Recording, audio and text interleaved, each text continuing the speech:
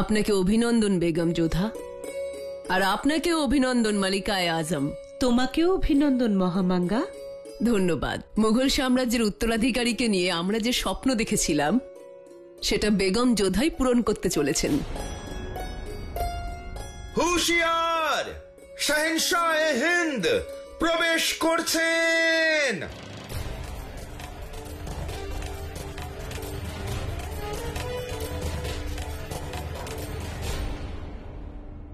খোদা সবসময় ভালোই চাইবেন শাহেনশাহ। আমি মাজারে আপনাদের দুজনের জন্য দোয়া করতে গিয়েছিলাম, আর চমৎকার দেখুন শাহেনশাহ, আমার এখানে আসার আগেই দোয়া কবুল হয়ে গেছে। আমি খুব খুশি। অভিনন্দন আপনাকে।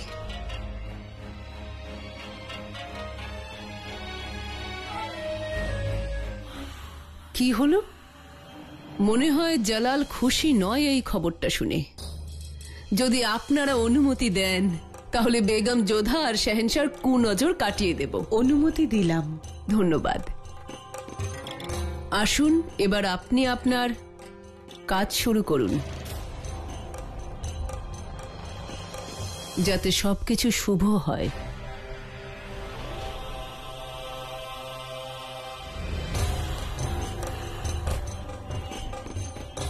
কিছু তো ঘটেছে।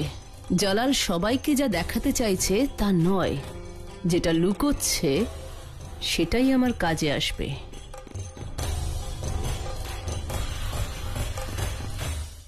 জালাল, তোমার সন্তানের জন্য দোয়া করতে কিছু মৌলভী সাহেবরা এসেছেন। ওনাদের দোয়া মুঘল সাম্রাজ্যের উত্তরাধিকারীর জন্য ভালো হবে। আমি চাই যে তুমি গিয়ে ওনাদের সঙ্গে একবার দেখা করো। যে আসছে না সে মুঘল আর না সে আমার বংশধর বড় আম্মি, কিন্তু আমি এটা কাউকে বলতেও পারছি না যে যোধা বেগম আমাকে কত বড় ধোঁকা দিয়েছে। কি হয়েছেটা কি? মৌলভী সাহেবরা মুঘল সাম্রাজ্যের উত্তরাধিকারীর জন্য দোয়া করতে এসেছেন, আর এটা জেনেও জালাল খুশি নয়। কেমন যেন অন্যমনস্ক। জালাল, আমি কিছু বললাম তোমাকে? হ্যাঁ বড়, আমি শুনেছি। আমি এ তো আনন্দের সংবাদ। চলুন।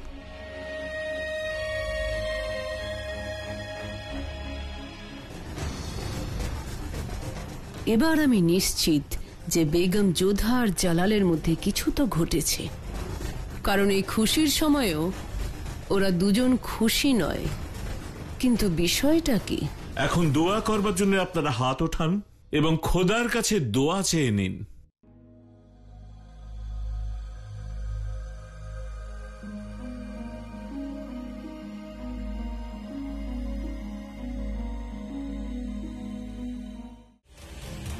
আমার অজ্ঞান হয়ে যাওয়ার সুযোগ নিয়ে আপনার প্রতিশ্রুতি ভঙ্গ করেছেন। এটা মিথ্যে যোধা বেগম।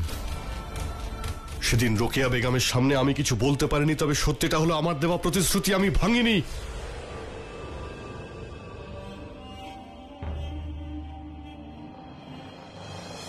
এইবার বুঝলাম। তো এই জন্যই জালাল এত চিন্তিত। সেই জন্য দেওয়ানে আমি এত কড়া শাস্তি শুনিয়েছে জালাল। কিন্তু প্রশ্ন হলো, কার এত দুঃসাহস যে জালালের সঙ্গে বেঈমানি করেছে? বেগম যোধার সঙ্গে কে সম্পর্ক তৈরি করেছে?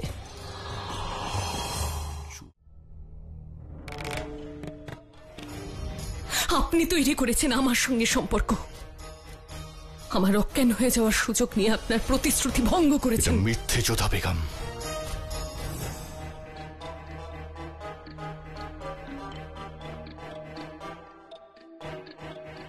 রেশম, এতক্ষণ কোথায় ছিলে তুমি?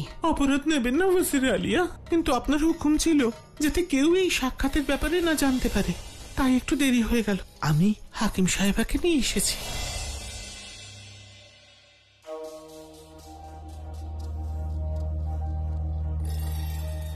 কি হয়েছে ওয়াজিরে আলিয়া? কোথায় ব্যথা আপনার? ওই আমিও নাকি বলেছি আপনার শরীরটা না ঠিক নেই। আপনি তো ঠিকই আছেন ওয়াজিরে আলিয়া। আমার কিছুই হয়নি। আপনাকে এখানে ডাকার কারণ বেগম যোধার শারীরিক অবস্থা জানার জন্য। বলুন। আপনি তো জানেনই আমাদের এই মহলে কত বেগমই তো গর্ভবতী হয়েছিলেন, অবশেষে সন্তানকে হারিয়েছেন। আমি চাইছি না যে এবারও সেই একই ঘটনা ঘটুক। সেই জন্যই জানতে চাইছি যে আপনি কি নিশ্চিত বেগম যোধা গর্ভবতী? 20 বছর ধরে আমি এই কাজ করছি, আজ পর্যন্ত কোনো ভুল আমি করিনি। আর তার থেকেও বেশি বছর ধরে এই মুঘল সাম্রাজ্যের সেবা করে আসছি আমি। যদি আপনি এতটুকু ভুল প্রমাণিত হন আর আমি জানতে পারি যে আপনি কাউকে ভয় পেয়ে অথবা অর্থের লোভে এটা করেছেন, তাহলে আপনার শিরচ্ছেদ হবে। খোদার কসম, আমার এত বড় সাহস যে আমি মিথ্যে বলবো? আমরা বংশ পরম্পরায় এই সাম্রাজ্যের সেবা করে আসছি। পরীক্ষা নিরীক্ষা, হাবভাব আর লক্ষণ এটাই বলছে যে যোধা বেগম মা হতে চলেছেন। কেমন লক্ষণ? আপনি তো জানেনই, গর্ভবতী মহিলারা ক্লান্তি অনুভব করে, মেজাজ খিটখিটে হয়ে যায়। যে গন্ধ ওনার পছন্দের ছিল আজ সেটাই ওনার কাছে অপছন্দের হয়ে উঠল। বমি ভাব আসে, শ্বাসকষ্ট হয়। এই যে জোয়ানের চূর্ণ, এতে সব ঠিক হয়ে যাবে। আর এই যে হিঙের চূর্ণ, এতে খিদেও পাবে। এই সমস্ত লক্ষণের ব্যাপারে আমিও জানি, আমারও সন্তান আছে, আমার শাদিও এখানে হয়েছিল। আমি জানতে চাইছি বিশেষ কিছু, অন্য কোনো লক্ষণ হতে পারে, অন্য কোনো অসুখের এরকম লক্ষণ দেখা দিচ্ছে। আমি এসব কথা আপনাকে এই কারণে জিজ্ঞাসা করছি যে আমি জানি যে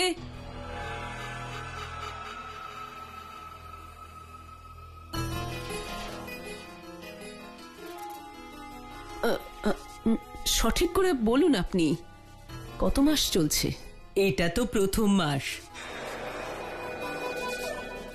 প্রথম মাস?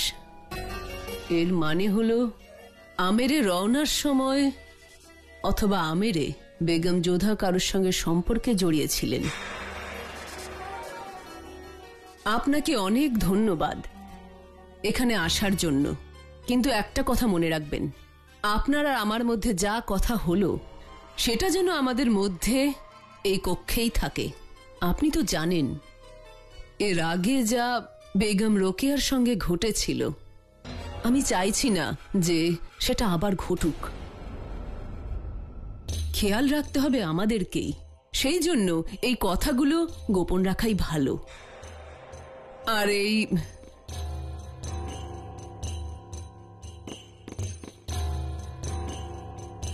ছোট্ট উপহার আপনার জন্য। আর হ্যাঁ, একটা কথা তো ভুলেই গিয়েছিলাম, বেগম যোধার কতটা খেয়াল রাখতে হবে, তাকে কি ঔষধ দিতে হবে, আর খাওয়া দাওয়ার ব্যাপারে বিশেষ কিছু কোনো প্রয়োজন নেই। আর ছোটখাটো বিষয় মালিকা-ই-আজম নিজেই খেয়াল রাখছেন। তিনি নিশ্চয়ই জানেন যে এই সময় যোধা বেগমের কিভাবে খেয়াল রাখতে হবে। অবশ্যই। শুধু এটা দেখতে হবে উনি যেন আনন্দে থাকেন, শান্তিতে থাকেন। শান্তিতে থাকবে, অবশ্যই। ধন্যবাদ সুখবর শোনানোর জন্য। আমি তো বুঝতেই পারছি না বেগম যোধা কিভাবে শান্তিতে থাকবেন, কারণ জালাল তো ওনাকে সরাসরি বলে দিয়েছে যে ওর গর্ভে যে সন্তান আছে তা জালালের নয়। তাও শান্তিতে আছে? কি? কিন্তু যোধা বেগম হলেন মুঘল সাম্রাজ্যের বেগম। উনি মুঘল সাম্রাজ্যের বেগম, সেই জন্যেই উনার এই ব্যবহার সহ্য হচ্ছে না। হাকিম সাহেবা জানিয়ে দিয়েছে বেগম যোধা গর্ভবতী, আর জালাল বলেছে উনার গর্ভে যে সন্তান আছে তা জালালের নয়, কারণ জালাল বেগম যোধাকে এখনো স্পর্শ করেনি। তাহলে রেশমের মানেটা কি দাঁড়ায় বলো? এটা ঠকানো না? এটা বিশ্বাসঘাতকতা নয়? আপনি সোজাসুজি গিয়ে শাহেনশাহকে কেন বলে দিচ্ছেন না যেন যোধা বেগমকে আমেরে পাঠিয়ে দেয়? যতটা দরকার তার চেয়ে বেশি কথা বলা উচিত নয় রেশম খান। আমি জালালকে কোনোভাবে কষ্ট দিতে চাই না, কিন্তু হ্যাঁ, বেগম যোধাকে অসম্মানিত করে লজ্জায় ফেলতে পারি। তাই যেমনটা বলছি তেমনটাই করো।